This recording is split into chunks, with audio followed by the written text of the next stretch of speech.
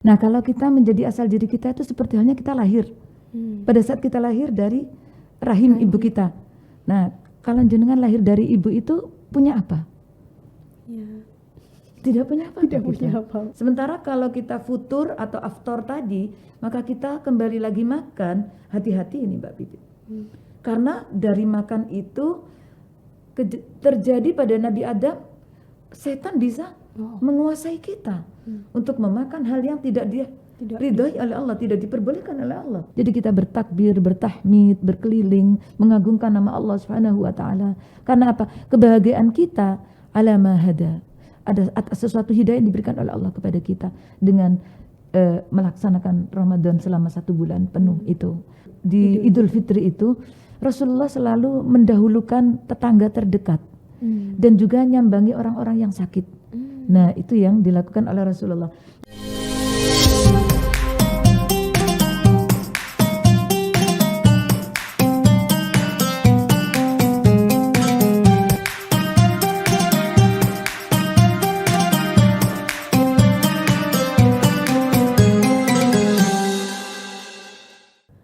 Assalamualaikum warahmatullahi wabarakatuh.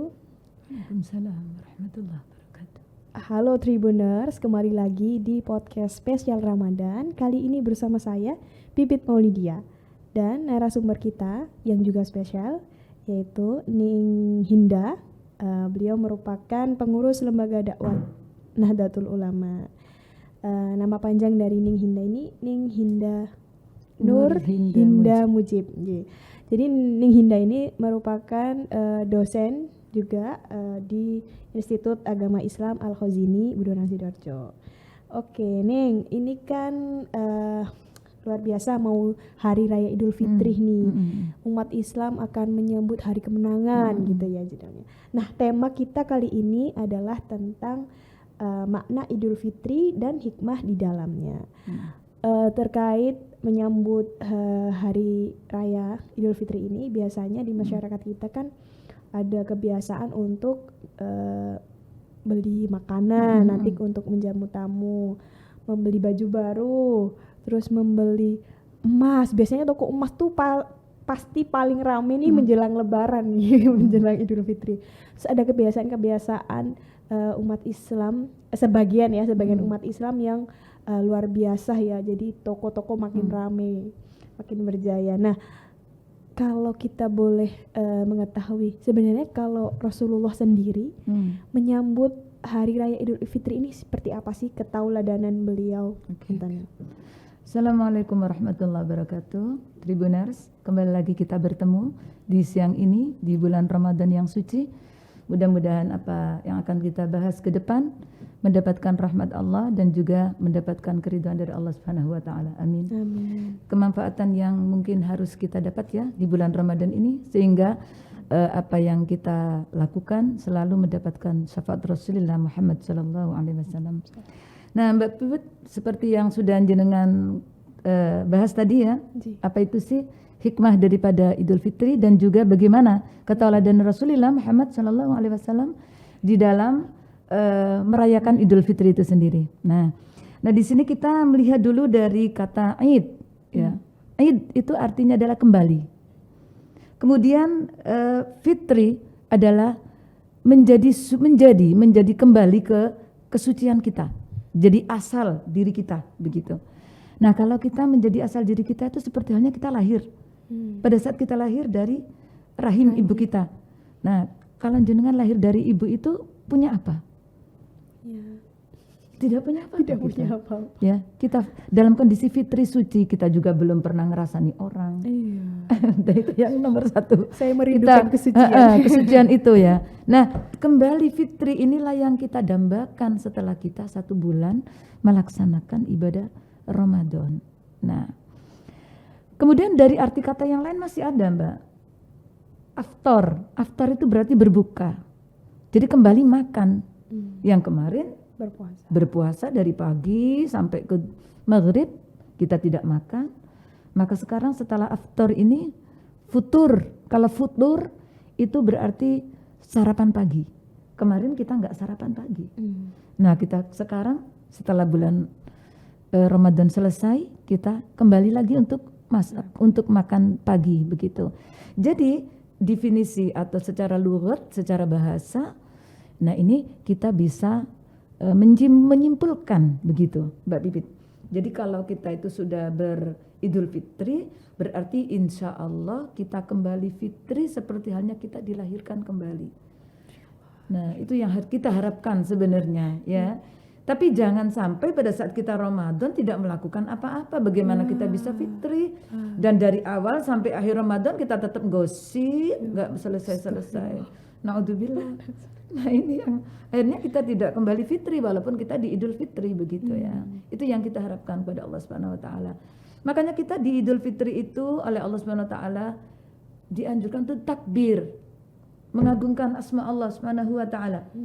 Makanya di dalam Al-Quran litukabbirullaha ala ma hadakum, untuk bertakbir dan mengagungkan kepada Allah Subhanahu Wa Taala atas hidayah yang diberikan kepada kita.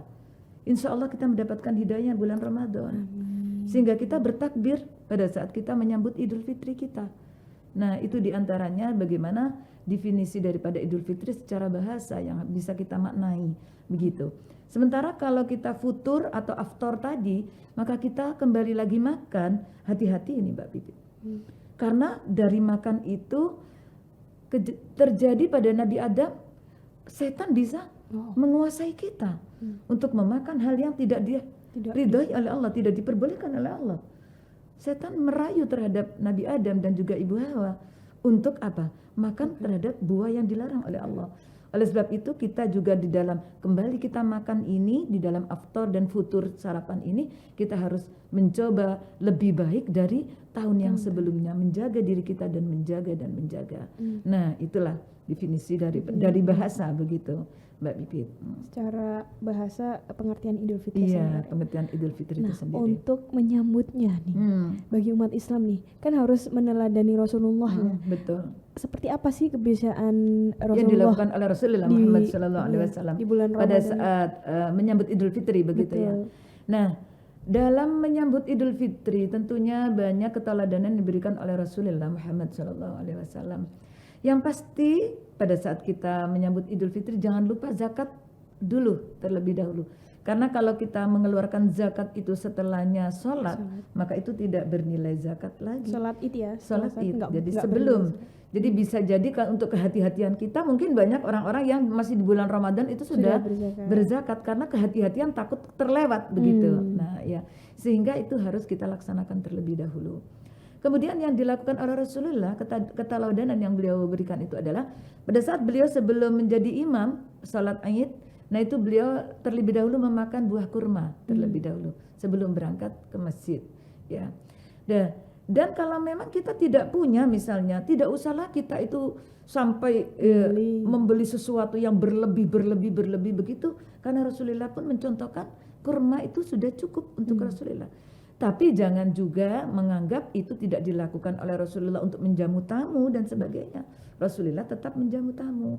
Bahkan pada saat Sayyidah Aisyah itu didatangi oleh sahabat perempuan yang lain, pada saat itu sahabat bertanya, loh ini kenapa di bulan Idul Fitri kok ada seorang penyanyi ada di dalamnya Rasulullah. Nah memang pada saat itu untuk lagu-lagu karena menyambut hari raya.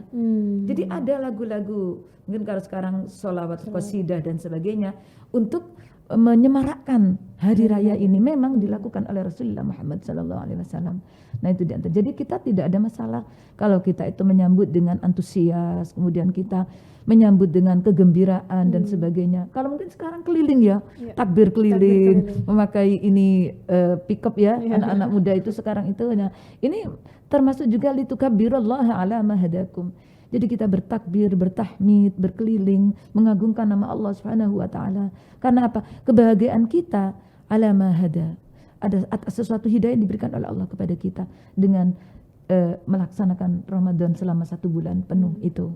Nah, begitu Mbak Pipit. Oke. Ning, tadi kan sempat ada obrolan tentang bagaimana Rasulullah selain kebiasaan-kebiasaan sederhana Rasulullah menyambut bulan hari raya Idul Fitri ya. Ada juga kebiasaan Rasulullah yang mengunjungi orang sakit. Betul. Itu bagaimana nih? Nah, ini karena apa itu namanya seperti halnya Rasulullah itu kan penuh kasih ya, karena Rasulullah adalah rahmatan lil alamin. Maka yang dilakukan oleh Rasulullah tentunya akan menjadi keteladanan bagi umatnya. Oleh sebab itu pada saat bulan di Idul Fitri itu Rasulullah selalu mendahulukan tetangga terdekat dan juga nyambangi orang-orang yang sakit. Nah, itu yang dilakukan oleh Rasulullah. Makanya di sini saya tadi menggarisbawahi kita tentunya pada saat Idul Fitri itu jangan jor-joran gitu. Jangan harus wajib memakai baju baru begitu kan ya. Rasulullah memakai baju yang terbaik, tapi bukan harus baru. Tapi pakailah baju yang terbaik. Karena pada saat itu Rasulullah punya baju yang namanya cloak. Nah, ini baju ini khusus beliau pakai untuk imam pada saat Idul Fitri, Idul Adha dan juga hari Jumat. Nah, ini menandakan kan tidak baru. Tidak baru, tetapi yang paling bagus. Nah, ini yang harus kita garis bawahi. Jadi Mbak Pipit nanti kalau misalnya nggak punya uang untuk beli baju baru, enggak apa-apa Mbak Pipit. Yang penting pakai yang terbagus begitu. Karena apa? Untuk menunjukkan kegembiraan kita. Nah, itu. Dan satu lagi Mbak Pipit, pada saat bulan Idul Fitri itu. Nah, Rasulullah Muhammad SAW memerintahkan kita itu sampai kalau pergi berangkat itu melewati jalan di depan, kemudian pulangnya lewat jalan yang lain. Nah, ini gunanya adalah untuk syiar ya, untuk meramaikan bagaimana kegembiraan kita luapkan begitu dengan antusias kita dalam menjalankan menyambut Idul Fitri itu. Nah, ini harus kita laksanakan seperti itu. Oh, jadi pas berangkat ke masjid untuk sholat Idul Fitri di jalan yang beda. Awalnya di sini terus pulangnya di sini gitu. Gunanya kan kalau orang-orang unjung-unjung begitu ya. Nah, ini kan biasanya unjung-unjung begitu setelah dari rumah ini ke rumah ini ke rumah ini. Memang ini dianjurkan oleh Rasulullah. Karena ini adalah sebagai luapan kegembiraan kita di hari Idul Fitri itu. Kita keliru dengan bulan terus karena bulan Ramadan yang kita bahas selama 1 bulan itu melekat sudah di dalam diri kita. Tidak terasa ya karena sudah di akhir sudah mendekati akhir bulan Ramadan dan kita menyambut Idul Fitri begitu ya, Mbak. Masya Allah. Jadi yang perlu kita garis bawahi bahwa Rasulullah sendiri, tauladan Rasulullah sendiri adalah sangat luar biasa sederhana ya Ning ya. Iya. Terutama ketika menyambut Idul Fitri. Iya, betul. Rasulullah itu bukan baju yang baru tapi terbaik. Ini bisa digarisbawahi nih, baju mestinya terbaik. Yang baru itu hati kita. Masya Allah. Nah, karena kita kembali fitri. Hati kita baru dalam kondisi seperti kita baru lahir. Nah, bukan baju kita. Meskipun baju kita baru tapi kalau hati kita tetap saja kotor, maka itu tidak akan menjadi baru. Karena kita sucikan selama 1 bulan itu dengan menahan haus dahaganya, tetap tidak hanya dengan di luar, tetapi di dalam diri kita menahan emosi, menahan hawa nafsu kita ingin ini duniawi dan sebagainya, sehingga kembali suci dan kembali bersih dengan hati yang baru. Nah, ini bukan baju kita yang baru, Mbak Pipit. Iya, inilah yang salah kaprah ya. Salah ya. Oke nih, untuk Hina tadi juga sempat menyeletuk ya tentang kebiasaan Rasulullah membaca ayat-ayat tertentu ketika menjadi imam sholat Idul Fitri. Nah, ini ayat-ayat yang di surat dan ayat yang dibaca Rasulullah itu dalam 2 rakaat itu, di pertama itu surat Qaf ya, yang mana di situ kalau kita telaah di ayat tersebut di dalamnya adalah kita harus menjaga lisan. Jadi Rasulullah Muhammad SAW menganjurkan kepada kita setelah bulan Ramadan selesai, di saat itu kan kita sudah menjaga banget ya. Kalau waktu mau ngerasani ingat puasa kan begitu. Loh, jangan selesai sampai di situ. Jadi tetap walaupun tidak di dalam bulan Ramadan, tentunya kita tetap menjaga lisan kita. Karena apa kata Rasulullah? Lisan itu setelah kita lepaskan seperti anak panah menancap ke hati seseorang, lukanya itu tidak akan bisa terobati, Mbak Pipit. Ini juga bisa jadi catatan ini untuk betul. Siapapun di Idul Fitri nanti misalnya menyinggung keponakan yang belum menikah misalnya, kapan menikah udah nggak boleh. Jadi artinya walaupun di dalam bulan Ramadan atau sudah terlepas dari bulan Ramadan, kita tetap menjaga diri kita untuk tetap suci, untuk tetap bersih begitu. Dengan mungkin karena anak kecil-kecil ya, waktu anak-anak kecil-kecil kita dilambangkan dengan baju baru. Tapi setelah kita dewasa, maka tentunya kita bisa memaknai sendiri. Oh ternyata yang baru itu bukan baju kita, tetapi hati kita.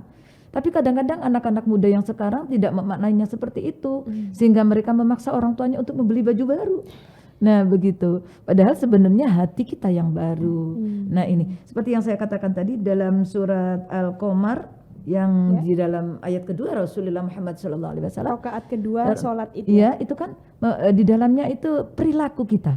Jadi di samping dari lisan kita, perilaku kita pun kita jaga setelah kita melaksanakan bulan puasa selama 1 bulan. Sehingga momen Idul Fitri itu yang mana di situ pencerahannya dari Rasulullah Muhammad SAW dari surat-surat yang beliau baca. Nah ini kita bisa menelaah. Oh ternyata kita setelah bulan Ramadan usai, tentunya penjagaan diri kita terhadap perilaku kita, dari mulut kita dan seluruh anggota badan kita tidak harus selesai sampai di sini. Makanya tidak ada kemenangan dalam artian menang melawan hawa nafsu, karena hawa nafsu kita terus dan setan sudah berikrar selama anak Adam itu tidak masuk ke dalam liang kubung, maka tugas saya adalah mengawal dia untuk melakukan dosa. Nah, jadi jangan merasa diri kita menang di situ. Menang kita bukan menang dalam artian melawan hawa nafsu kita. Karena hawa nafsu kita tetap harus kita lawan. Walaupun sudah selesai bulan Ramadan itu. Nah, itu yang mestinya harus kita cermati begitu Mbak Pipit ya. Jadi pesan-pesan Rasulullah ini melalui ayat surat yang dibaca ketika sholat Idul Fitri ini memang mungkin sebagian umat muslim belum ada yang tahu nih ya. Hanya mungkin yang mampu menelaah apa sih yang terkandung di dalamnya. Kenapa sih Rasulullah kok membaca surat ini? Kenapa sih dan apa sih yang terkandung di dalam surat ini sehingga Rasulullah selalu membaca surat ini. Nah itu karena sesuatu itu kan kadang ketauladanan itu tidak harus diucap, tapi dengan implementasi kita seperti halnya kita pada anak-anak kita. Kalau kita mencontohkan, oh mamaku jam 2 bangun malam. Kenapa dia bangun? Kalau bangun pakai HP mamanya ya percuma. Tidak ketauladanan pada anaknya. Tapi anak kita akan melihat, oh mamaku jam 2 malam bangun. Ternyata dia pergi ke kamar mandi dan menghadap Robnya. Dia menangis ke sana karena dia curhat kepada Robnya. Nah, ketauladanan itu tidak perlu kita ucapkan kepada anak-anak kita. Nah, itu juga Rasulullah memberikan ketauladanan yang mestinya kita harus memahami dari apa. Seperti halnya tadi beliau memakan kurma, setelah itu berangkat. Nah, kalau memang kita tidak punya, kenapa kita memaksa untuk harus begini. Nah, berikan saja kepada yang lebih membutuhkan kalau memang kita punya begitu. Tidak hanya untuk diri kita. Sehingga adanya aturan-aturan di dalam Islam itu, baik itu ketauladanan pada saat mewajibkan kita zakat fitrah, zakat mal, kemudian merayakan Idul Fitri dengan sederhana dan dengan khusyuk pada saat kita menjalankan dengan penuh hikmat.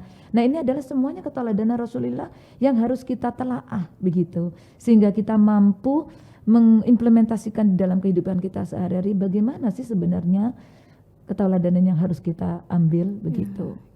Ya. Luar biasa, Masya Allah. Jadi ini kita diingetin oleh Ning Hinda juga nih. Iya. Berdasarkan tidak diingetin, kita saling diskusi dan saling ada pemasukan begitu Mbak Pipit. Jadi terungkapnya ketauladanan Rasulullah ini yang mungkin sebagian umat muslim yang kurang paham ya tentang apa sih yang harus dilakukan di pada saat di hari raya Idul Fitri. Apakah cukup minta maaf aja terus ataukah cukup ya udah habis duhur udah sepi dan sebagainya. Sebenarnya minta maaf itu pun tidak harus di bulan di Idul Fitri ya. Pada saat kita melakukan sebuah kesalahan, tentunya kita tidak boleh gengsi untuk meminta maaf. Tetapi kenapa diberi wadah sehingga di situ orang-orang yang gengsi mengucapkan maaf, dia mau meminta maaf itu karena ada wadah.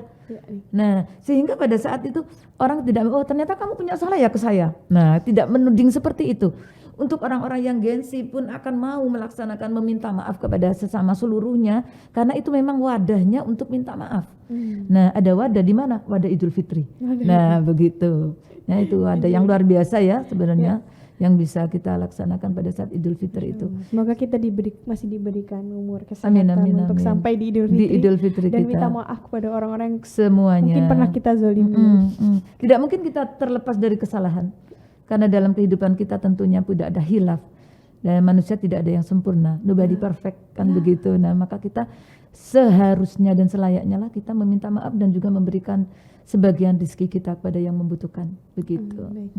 Nih untuk mungkin ada hikmah-hikmah yang mau disampaikan nih untuk teman-teman Tribuners sebelum kita tutup. Oke. Seperti halnya yang sudah saya jelaskan tadi, hikmah dari Idul Fitri itu adalah bagaimana kita merayakan secara bersama seperti yang dilakukan oleh Rasulullah. Ada kegembiraan kita setelah kita melaksanakan perintah Allah dan kita takbir.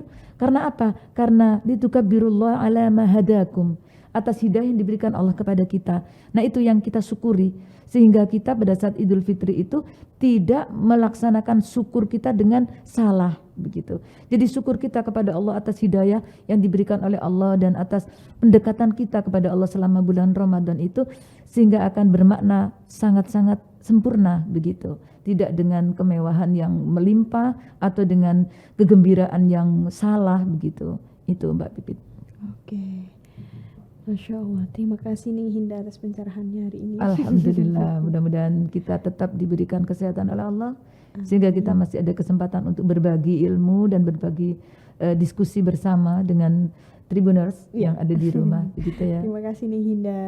Oke. Jadi teman-teman, begitulah penjelasan tema tentang makna Idul Fitri dan hikmah di dalamnya. Semoga apa yang sudah disampaikan Hinda tadi bisa mencerahkan ya, bisa membuka batin kita untuk lebih semangat lagi nih.